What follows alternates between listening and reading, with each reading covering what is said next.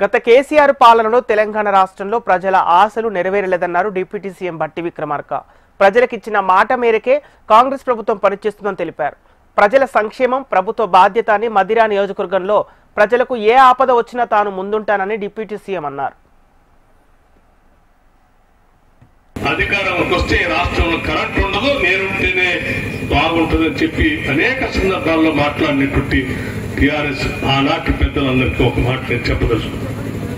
ఈ రాష్ట్రంలో కరెంటు ఉత్పత్తి చేసిందే కాంగ్రెస్ పార్టీ. ఈ రాష్ట్రంలో ప్రతి గ్రామానికి కరెంట్ ఇచ్చిందే కాంగ్రెస్ పార్టీ. ఈ రాష్ట్రంలో రైతులకు ఉచిత కరెంట్ ఇచ్చిందే కాంగ్రెస్ పార్టీ. ఈ రోజు ఈ రాష్ట్రంలో పేద వర్గాల సంబంధించిన కుటుంబాలకి 200 యూనిట్ల వరకు ఉచితంగా కరెంట్ ఇచ్చేది కూడా కాంగ్రెస్ పార్టీ.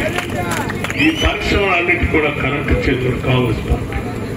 ఎంత డిమాండ్ పెరిగినా ఆ డిమాండ్ సరిపోయే విధంగా ఇటు విద్యుత్ ఉత్పత్తిని చేస్తూనే, అటు రైతులకు ఉచితంగా కరెంట్ ఇస్తూనే, పేదవాళ్ళు అందరికీ 200 యూనిట్లు ఫ్రీగా ఇస్తూనే ఈ రాష్ట్రంలో కరెంటు సక్రమంగా సరఫరా చేసేటువంటి వ్యవస్థని ఈనాటి కాంగ్రెస్ ప్రభుత్వం ప్రజలు చూపిస్తూ ముందుకు వెళ్తాం. వాళ్ళు అందుకే నేను చాలా ధైర్యంగా చెప్పగలుగుతా ఉన్నాను, ఇవన్నీ కూడా ప్రజా సంక్షేమం కోసం చేసేటువంటి కార్యక్రమాలు.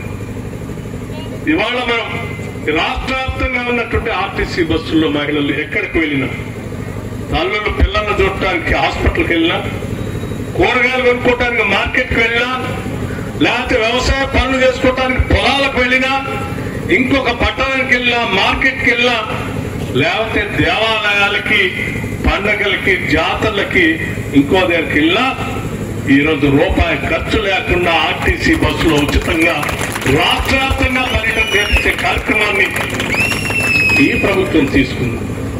అందుకే నేను చెప్తా ఉన్నాను, ఈ ప్రభుత్వం ప్రజల ప్రభుత్వం.